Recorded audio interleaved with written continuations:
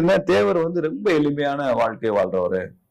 ஒரு பெரிய ஒரு கட்சியினுடைய தேசிய தலைவராக இருந்தும் கூட, எம்எல்ஏவா இருந்தும் கூட, பாராளுமன்ற உறுப்பினராக இருந்தும் கூட, மக்கள் கொண்டாடுகிற மிகப்பெரிய இடத்துல இருந்தாலும் கூட தன்னை ரொம்ப எளிமையாக வைத்துக் கொண்டவர் தேவர்.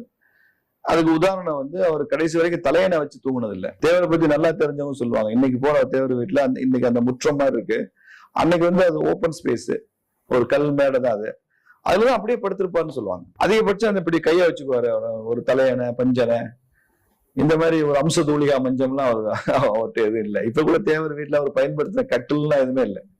அது இருந்திருந்தா வச்சிருந்திருப்பாங்க.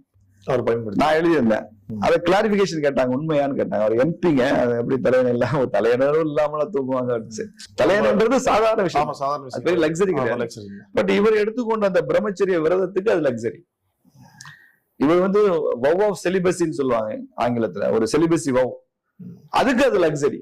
அதனால தவிர்த்திருக்கலாம் அவர் ஒரு ஆன்மீகவாதி என்பதனால. அடுத்த விஷயம் நான் என்ன சொன்னேன்னா, அவர் வீட்டுல வந்து மின்சாரம் இல்லை. அவர் எம்பியா இருந்ததுனால மின் வாரியத்திலிருந்து நீங்க எம்பி, அதனால உங்க வீட்டுக்கு நாங்க கரண்ட் கொடுக்குறோம், ஸ்பெஷலா போஸ்ட் எல்லாம் போட்டு உங்களுக்கு நாங்க கொடுக்குறோம் அப்படின்னு சொன்னப்ப, ஊர்ல எல்லாரும் கொடுப்பீங்களான்னு கேக்குறாரு. எல்லாருக்கும் கொடுக்க முடியாதுங்க, அந்த அளவுக்கு போஸ்ட் எல்லாம் சாங்ஷன் ஆகல, உங்களுக்கு எம்பிங்கிறனால உங்க வீட்டுக்கு கொடுப்போம். வேணான்ட்டாரு. எல்லாருக்கும் கொடுத்தா எனக்கு கொடு, எல்லாம் ஊரே இருண்டு போய் கிடக்கும், நான் மாத்திரம் லைட் போட்டு வெளிச்சம் போட்டு ஃபேன் போட்டு எல்லாம் உட்கார மாட்டேன், வேண்டான்ட்டார். இது எழுதியிருந்தேன், உண்மையா அதுதான். பசும்பொன்ல தேவர் அவர்கள் வீட்டுக்கு மின்சாரம் எப்போ வந்தது தெரியுமா? 1963 அக்டோபர் 31 வந்தது. அந்த தேதி என்ன முக்கியத்துவம் சொல்லுங்க? அக்டோபர் 30 தேவர் காலமாயிடுறாரு. அவருடைய பூத உடல் அங்கே வைக்கப்பட்டிருக்கு.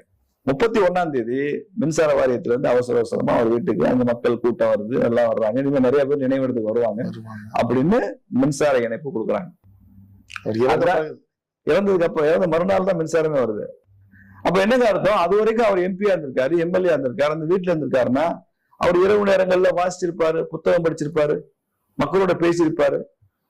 அவர் பெரிய படிப்புல பெரிய படிப்பாளி அவரு. அப்ப அவ்வளவுமே ஒரு அரிக்கன் லைட்ல பண்ணிருக்காருன்னு அர்த்தம். மின்சாரம் இல்லைன்னா ஆல்டர்னேட் என்னங்க? அவர் ஜெனரேட்டர் வச்சுக்கிட்டாருன்னு அர்த்தமா? இல்ல இல்ல, அரிக்கன் லைட். அந்த காலத்து அரிக்கன் லைட் மண்ணெண்ணெய் ஊத்தி எரியும்ல. நான்லாம் எங்க வீட்டுல கிராமத்துல அரிக்கன் லைட்ல அந்த விபூதி எல்லாம் வச்சு தொடப்போம். அரிக்கன் லைட் வெளிச்சம் கொஞ்சம் கறி படிஞ்சிடும். எங்க அம்மா சாயங்காலத்தை தொடச்சு விடு அப்படிம்பாங்க, தொடச்சு அப்படி படிச்சிருக்காரு, அப்படி வாழ்ந்துருக்கிறாரு அரிக்கன் லைட்ல. யாராவது பேசுறாங்களா வெளியில? இதுவரையும் யாரும் இந்த தகவல்களை நான் தான் சொன்னேன். அதை மின்சார இணைப்பு பசும்பொன்ல தேவர் வீட்டுக்கு வந்தது அக்டோபர் 31, 63. அதுக்கு முதல் நாள் வரைக்கும் மிகப்பெரிய செலிபிரிட்டி அவர் இருட்டுலதான் வந்திருக்காரு. ஏன்னா அந்த ஊர்